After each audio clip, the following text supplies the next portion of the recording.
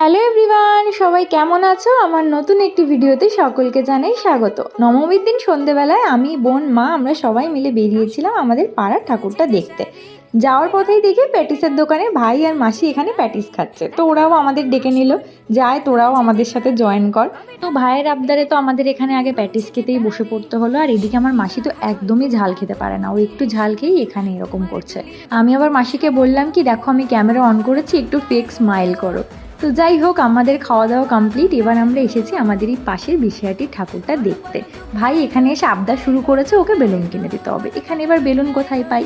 তো ওকে আমি কোনো একটা ভাবে বুঝিয়ে টুজিয়ে নিয়ে যাচ্ছি, চল বেলুন কিনে দিতে পারবো না, তুই চল আমি তোকে কিছু খাওয়াবো। তো এরকম ভাবে তো আমি ওকে মোটামুটি বুঝিয়ে ফেলেছি। তো এবার তো আমরা যেতে যেতে ও বায়না ধরলো তাহলে আমাকে ফুচকা খাওয়াও। এবার এই আবদার তো মেটাতেই হবে।